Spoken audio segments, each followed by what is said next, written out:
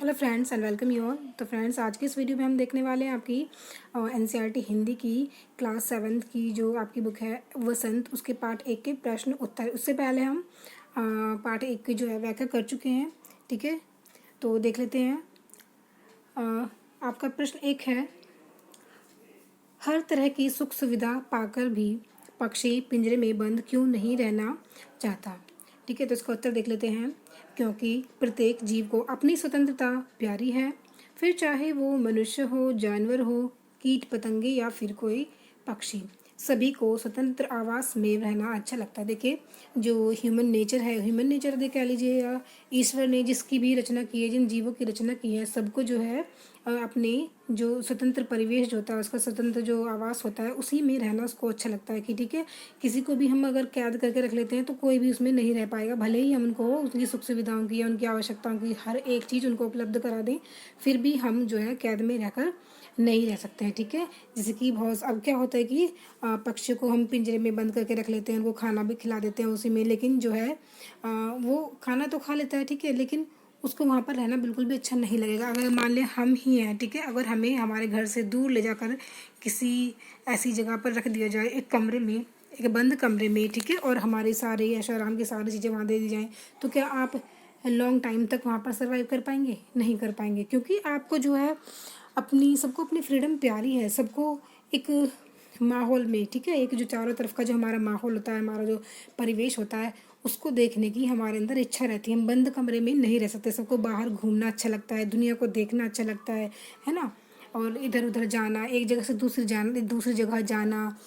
तो इसी तरह से मानव के अतिरिक्त चाहे कोई जानवर हो, पक्षी हो, कीट पतंगे कोई भी हो, तो उनको भी जो है अपने ही परिवेश में रहना अच्छा लगता है। कोई भी जीव कैद में रहकर किसी भी सुख सुविधा का उपयोग नहीं करना चाहेगा। देखिए, अब चाहे आप पक्षी को सोने के पिंजरे में बंद कर दें या मिट्टी के पिंजरे में, या चाहे किसी भी पिंजरे में आप बंद कर दें, तो वो वहाँ पर नहीं रहना चाहेगा। ठीक है, तो पक्षी को यदि सोने के पिंजरे में भी रखा जाए तो वो वहाँ रहना पसंद नहीं करेगा। तो प्रश्न 2 देख लेते हैं। पक्षी उन्मुक्त रहकर कौन सी इच्छाएं पूरी करना चाहते हैं? इसका उत्तर देख लेते हैं। पक्षी प्रकृति द्वारा प्रदान किए गए बहते जल को पीना चाहते हैं, नीम की कड़वी निम्बोरी को खाना चाहते हैं, वो नीले आसमान में स्वतंत्र रूप से उड़ना चाहते हैं, और तारों के समान उनको जो नार के दाने दिखाई देते हैं, उनको वो खाना चाहते हैं। प्रश्न 3 देख लेते हैं। भाव स्पष्ट कीजिए। यहाँ पर आपकी कविता में से एक पंक्ति दी गई है, आपको इसका यानी कि सारांश निकालना है। इसका भाव क्या अर्थ है इस पंक्ति का, यहाँ पर ये बताना है। तो इसका उत्तर देख लेते हैं। इस पंक्ति का आशय है कि यदि पक्षी स्वतंत्र हैं, ठीक है, या तो क्षितिज मिलन बन जाता, और पंक्ति क्या है आपकी? पंक्ति है, या तो क्षितिज मिलन बन जाता या तंती सांसों की डोरी। ठीक है, तो अब कहने का अर्थ क्या है? इस पंक्ति का कहने का आशय है, अर्थ है कि यदि पक्षी स्वतंत्र हैं, ठीक है, अगर उनको फ्रीडम मिली हुई है, तो वे क्षितिज तक पहुंचने का प्रयास करते है ना, अगर वो स्वतंत्र हैं। और देखिए, क्षितिज क्या होता है? क्षितिज, जब कभी आपने देखा होगा खुले मैदान में, ठीक है, या कभी आप बाहर कभी घूमने गए हैं, आप एक जगह खड़े होकर, मान लीजिए यहाँ पर खड़े होकर, जब खाली यानी जहाँ तक दूर दूर तक कुछ भी नहीं, या कुछ मतलब जो खाली जगह होती है ना, जब आप एक जगह से खड़े होकर दूर तक आप अपनी नज़र को देखते हैं, तो वहाँ पर क्या होता है कि जो धरती है और जो आसमान होता है आपस में मिलते हुए नज़र आते हैं। तो इस पॉइंट को, जहाँ पर ज़मीन और आसमान एक साथ मिलते हुए नज़र आते हैं, उसको हम बोलते हैं क्षितिज। ठीक है, तो कहने का अर्थ यह है कि अगर पक्षी स्वतंत्र हैं तो वो क्षितिज तक पहुंचने का प्रयास करते हैं, यानी कि दूर तक उड़ान भरने की वो पूरी कोशिश करते हैं, भले ही उन्हें अपने प्राणों की आहुति, सॉरी यहाँ पर जो ये मिसप्रिंट हो गए, यहाँ पर ये आहुति है, ठीक है, भले ही उन्हें अपने प्राणों की आहुति क्यों न देनी पड़े, भले ही उनके सांसों की डोरी टूट जाए। यहाँ क्षितिज का अर्थ है जहाँ जमीन और आसमान एक साथ मिलते हुए दिखाई देते हैं। चलिए आगे बढ़ते हैं।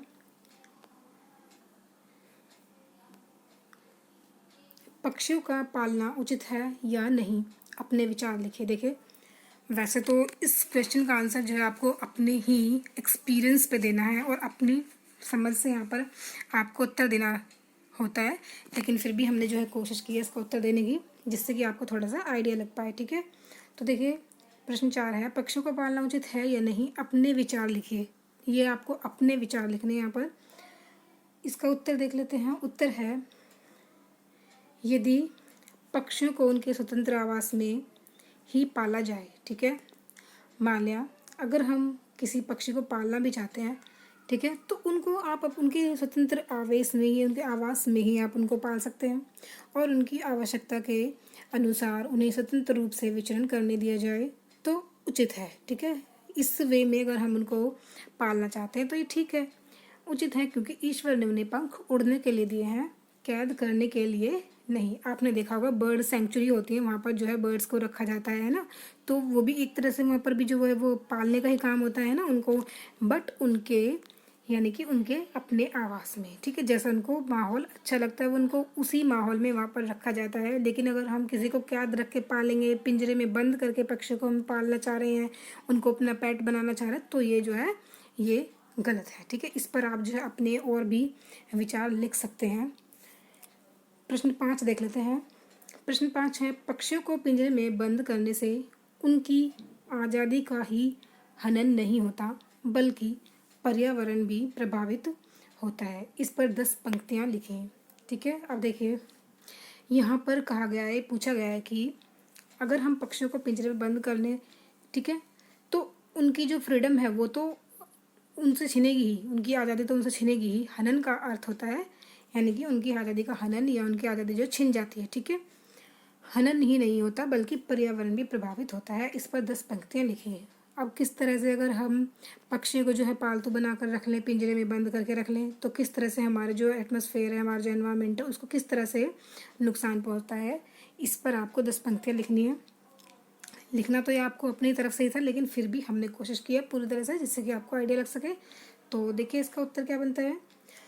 पक्षियों को पिंजरे में बंद करने से उनकी आज़ादी तो छिनती ही है, ठीक है, साथ साथ पर्यावरण को भी बहुत नुकसान होता है। देखिए यहाँ पर ना कुछ वर्ड्स जो है यहाँ पर मिसप्रिंट हो गए हैं यहाँ पर। ठीक है, यहाँ पर छोटी की मात्रा ये छिनती, यहाँ पर छीनती हो गया है गलती से, तो ये छिनती ही है। ठीक है, छिनती ही है, साथ साथ पर्यावरण को भी बहुत नुकसान पहुँचता है। पक्षी बीज फैलाने का काम करते हैं। ठीक है, अब देखिए कि जो बर्ड्स हैं वो किस किस वे में हमारे एनवायरनमेंट के लिए जो है बहुत ज़्यादा यूज़फुल है। कैसे पक्षी बीज फैलाने का काम कैसे करते हैं। मान लिया कोई फसल होती है, ठीक है, या कोई फूलों के जो पौधे होते हैं, पक्षी क्या करते हैं, पक्षी उन पर आकर बैठते हैं।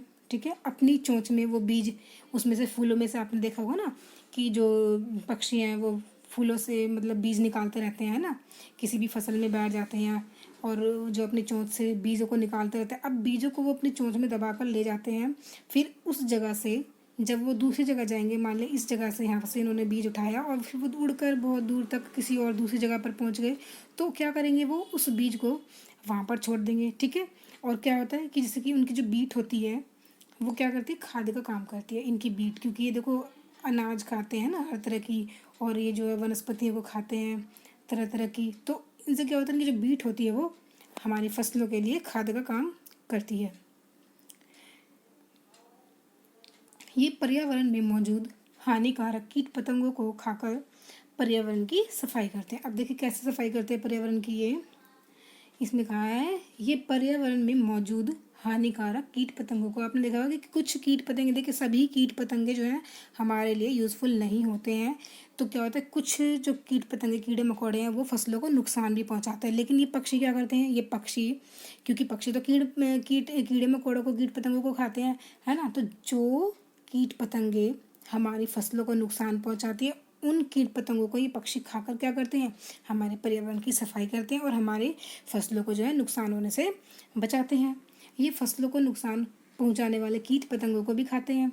उदाहरण के लिए जैसे कि अब देखा आपने गिद्ध देखा होगा आपने, है ना, चील आपने देखी होगी, बाज बहुत बड़ी सी होती है ना और ऊंचाई में उड़ती रहती है, तो गिद्ध, चील, बाज और कौवा ये क्या करते हैं, जो सड़े गले जो जानवर होते हैं ना, जो जानवर मर जाते हैं, ठीक है, जैसे कि कोई जानवर मर गया, कुत्ता बिल्ली कुछ मर जाते हैं ना, और मारकर उनको खुले जगह में छोड़ दिया जाता है, फेंक दिया जाता है ना, अक्सर गांव में या शहरों में भी ऐसा होता है और गांव में ज़्यादातर ऐसा होता है।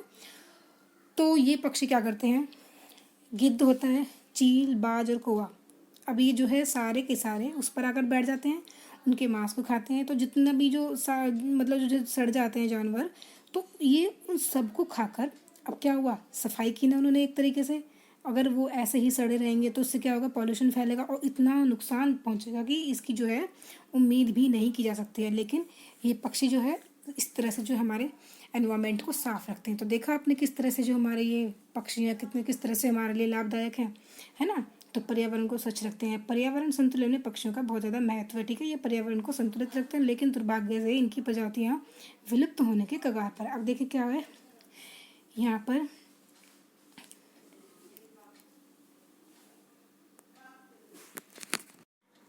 तो किस तरह से ये प्रजातियाँ विलुप्त होने के कगार पर हैं। यहाँ पर जो ये शब्द आया है आपका, प्रजातियाँ विलुप्त होने के कगार पर है, क्या अर्थ है इसका, पहले हम ये देखते हैं। देखिए प्रजातियाँ, बहुत सारे पक्षी होते हैं, उनकी बहुत सारी प्रजातियाँ होती हैं, ठीक है। जैसे मान लिया एक मछली आपने देखी है ना, आपने फिश देखी होगी, और फिश भी बहुत सारी तरह की, कई तरह की, हजारों पता नहीं कितनी प्रजातियाँ जो है मछलियों की होती है, ठीक है। तो ये होती प्रजातियाँ विलुप्त होने के कगार पर है। अब जैसे कि पक्षी हैं, पक्षियों की भी बहुत सारी प्रजातियाँ होती हैं, एक तरह का कोई एक ही पक्षी नहीं होता। जैसे कि मान लिया कौवा है, गिद्ध, चील, बाज, इनकी भी बहुत सारी प्रजातियाँ होती हैं। जैसे कि चील है तो कई तरह की चील, जैसे कि यहाँ इंडियन चील है, और या फिर जैसे कि कहीं किसी और कंट्री में, है ना। तो अलग अलग इनकी प्रजातियाँ पाई जाती हैं। अब ये धीरे धीरे विलुप्त, यहाँ पर विलुप्त का क्या मतलब है, विलुप्त का अर्थ होता है कि ये जो है इनकी संख्या बहुत ज़्यादा घटती जा रही है, दिन पर दिन ये घटती जा रही है, ये मरते जा रहे हैं, है ना। अब देखिए गिद्ध है, और गिद्ध और चील, ये गिद्ध कैसे कम होते जा रहे हैं। गाँव में क्या होता है कि जो भैंसें होती हैं, ठीक है, तो भैंसों की जो दूध बढ़ाने के लिए उन पे क्या होता है, इंजेक्शन्स लगाए जाते हैं, ठीक है। क्योंकि वो इंजेक्शन जब लगाया जाता है तो वो बहुत ज़्यादा हार्मफुल हो जाता है ना। तो जब वो मर जाते हैं और मरने के बाद उनको जो है खुली जगह में फेंक दिया जाता है भैंसों को। अब इन भैंसों को कौन खाता है, गिद्ध खाते हैं ना, गिद्ध, चील, बाज, इन आकर उनको खाते हैं। अब जो इंजेक्शन उनको लगा हुआ था उसकी वजह से जो बीमारी है वो इनको लग जाती है, और ये इस तरह से मर जाते हैं, ठीक है। तो इस तरह से पक्षियों की प्रजातियां विलुप्त होने के कगार पर हैं। अनेक प्रकार के पक्षियों के सुंदर पंखों से सजावटी वस्तुएं बनाई जाती हैं, ठीक है। तो बहुत सारे पक्षी आते ऐसे होते हैं जिनके बहुत सुंदर सुंदर पंख होते हैं, और उनके पंखों से सजावटी वस्तुएं बनाई जाती हैं। जैसे कि आपने देखा होगा मोर पंख, ठीक है, मोर बहुत ही सुंदर पक्षी होता है ना, और उसके पंखों का इस्तेमाल बहुत सारी हम सजावट की वस्तुओं में भी करते हैं, है ना। तो चलिए आगे बढ़ते हैं। प्रश्न 6 है आपका, क्या आपको लगता है कि मानव की वर्तमान जीवन शैली और शहरीकरण से जुड़ी योजनाएं पक्षियों के लिए घातक हैं? पक्षियों से रहित वातावरण में क्या समस्याएं उत्पन्न हो सकती हैं? इनसे बचने के लिए हमें क्या करना चाहिए? ठीक है, क्या आपको लगता है कि मानव की वर्तमान जीवन शैली, अब किस तरह से जो हमारे जो शहरीकरण हो रहा है, या फिर हमारे जो लाइफ स्टाइल है, हमारे जीवन शैली है, उससे पक्षियों को किस तरह से नुकसान पहुंचता है, इस पर आपको क्या करना है, वाद विवाद प्रतियोगिता का आयोजन करना है। किस तरह से, देखिए उत्तर इसका, मानव की वर्तमान जीवन शैली और शहरीकरण पक्षियों के लिए घातक है। किस तरह से, मानव अपनी आवश्यकताओं के लिए क्या करता है, अपनी जो हमारी नीड्स हैं उनको पूरी करने के लिए क्या करते हैं, जंगलों को काटते हैं, ठीक है। लकड़ियों से बहुत सारे सामान बनाया जाता है, फर्नीचर बनता है, और भी बहुत सारी ज़रूरत की चीज़ें बनती हैं, और पक्षियों के आवास को नष्ट कर दिया जाता है, ठीक है। क्योंकि पक्षी तो कहाँ पर रहते हैं, पेड़ों पर रहते हैं, और पेड़ों को हम जो है काट देते हैं, तो उनके आवास को, उनके घर को हम नष्ट करते, डिस्ट्रॉय कर देते हैं, वे अपने फैशन के लिए, ठीक है। और क्या करते हैं, अपने फैशन के लिए भी पक्षियों को पिंजरे में बंद रख कर अपनी शान शौकत समझते हैं, ठीक है। हम बहुत ही शान में रहते हैं, फैशन समझते हैं हम इसको, पक्षियों को पालना, है ना, पिंजरे में बंद करके रख दिया, और उनकी जो स्वतंत्रता है, उनकी फ्रीडम को हम छीन लेते हैं, और पक्षी बेचारा कैद में तड़पता रहता है। यदि पक्षी ना होंगे तो पर्यावरण की सफाई कौन करेगा, जैसे कि हमने पहले बताया। अगला प्रश्न है, स्वर्ण श्रृंखला और लाल किरण में रेखांकित शब्द गुणवाचक विशेषण है। कविता से ढूंढकर इस प्रकार के 3 और शब्द लिखिए। तो यहाँ पर कुछ शब्द आए हुए हैं, जैसे कि स्वर्ण श्रृंखला, है ना, ये स्वर्ण श्रृंखला, और जो रेखांकित शब्द हैं इसमें स्वर्ण, लाल किरण में लाल में रेखांकित शब्द गुणवाचक विशेषण है, ठीक है। ये शब्द जिनके नीचे लाइन खींची हुई है ये गुणवाचक विशेषण है। कविता से ढूंढकर इस प्रकार के 3 और शब्द लिखिए। देखिए गुणवाचक विशेषण क्या होता है, जो विशेषण आपने पढ़ा होगा, विशेषण वो होता है जो किसी संज्ञा या सर्वनाम की विशेषता बताते हैं, उसको हम बोलते हैं विशेषण। ठीक है, विशेषण। तो यहाँ पे लिखा है, यहाँ पे बोला जा रहा है कि ये गुणवाचक विशेषण है, किसी के गुणों को बताना। अब जैसे पहला शब्द है स्वर्ण श्रृंखला। अब श्रृंखला कैसी है, स्वर्ण यानी कि सोने की श्रृंखला। तो इस श्रृंखला की जो विशेषता है वो ये है कि वो सोने की है। तो इसमें जो शब्द है ये गुणवाचक विशेषण होगा हमारा। लाल किरण में हमारा जो लाल शब्द है ये होगा गुणवाचक विशेषण, क्योंकि ये किरण की विशेषता को यहाँ पर बता रहा है। तो हमने यहाँ पर 3 और शब्द ऐसे ही लिए हैं, जैसे उन्मुक्त गगन। ठीक है, तो गगन कैसा है, उन्मुक्त। और यहाँ पे कनक तीलियाँ, कनक तीलिया का अर्थ क्या होता है, सोने की, यानी कनक का अर्थ होता है सोना, और तीलियाँ यानी सोने की तीलियाँ। कटुक निबोरी, यानी कटुक का मतलब होता है कड़वी, कटुक का अर्थ है कड़वी। निबोरी जो कि नीम पे जो फल आता है उसको बोलते हैं निबोरी। तो कटुक निबोरी, तो निबोरी कैसी है, कड़वी। निबोरी की विशेषता है कटुक। ठीक है, तो कटुक निबोरी। सीमाहीन क्षितिज, यानी कि जिसकी कोई सीमा ही ना हो। सीमाहीन का अर्थ होता है जिसकी कोई सीमा नहीं होती, और सीमाहीन क्षितिज। तो यहाँ पर क्षितिज की क्या विशेषता बताई जा रही है, सीमाहीन। ठीक है, तो ये शब्द ये जो शब्द हैं कैसे हैं, गुणवाचक विशेषण है। अगला प्रश्न है, प्रश्न भूखे प्यासे में द्वंद्व समास है। ठीक है, यहाँ पर ये भूखे प्यासे, इसमें द्वंद्व समास है। इन दोनों शब्दों के बीच लगे चिन्ह को, जो यहाँ पर ये चिन्ह आपको दिख रहा है, इसको हम बोलते हैं सामासिक चिन्ह। ठीक है, ये आप देख सकते हैं ब्रैकेट में, ये सामासिक चिन्ह है। इस चिन्ह से और का संकेत मिलता है। ठीक है, इस चिन्ह का अर्थ होता है और। ठीक है, जैसे हम यहाँ पर लिखते हैं माता, अब मैंने यहाँ पर लिख दिया पिता। ठीक है, तो अब इसका अर्थ क्या होगा, हम माता पिता बोल लें या फिर हम बोल दें माता और पिता, तो बात का मतलब एक ही है। ठीक है, अर्थ एक ही निकलता है। तो इस शब्द का जो अर्थ होता है वो होता है और, इसको हम सामासिक चिन्ह कहते हैं। ठीक है, क्या बोलते हैं इसको, सामासिक चिन्ह। तो इस चिन्ह से और का संकेत मिलता है, जैसे भूखे और प्यासे, यहाँ पर लिखा था ना भूखे प्यासे, तो भूखे और प्यासे। इसी प्रकार 10 और उदाहरण लिखिए। ठीक है, तो यहाँ पर हमने कुछ एग्जाम्पल्स लिए हैं। तो देखिए जैसे दिन रात, तो अब दिन, इसमें दोनों में द्वंद्व है। ठीक है, तो दिन, अब हम इसको ये भी बोल सकते हैं दिन और रात। ठीक, दिन और रात। तो इस चिन्ह का जो अर्थ होता है वो होता है दिन और रात। काला और गोरा।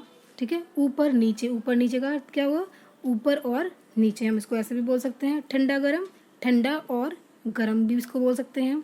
सुख दुख, तो इसमें जो यहाँ पर मैं लगाना भूल गई थी। ठीक है, तो सुख दुख, सोना चांदी, मिलना बिछुड़ना, अच्छा बुरा, मोटा पतला, आना जाना। ठीक है, तो इन शब्दों में एक दूसरे में द्वंद्व दिखाया गया है। ठीक है, यानी कि एक दूसरे के विपरीत हैं ये शब्द। जैसे कि ऊपर है तो द्वंद्व का अर्थ ही होता है, जब द्वंद्व का अर्थ होता है कि जब एक दूसरे के विपरीत जब कोई होता है ना, जब हम एक दूसरे के विपरीत होते हैं तो उसको बोलते हैं द्वंद्व।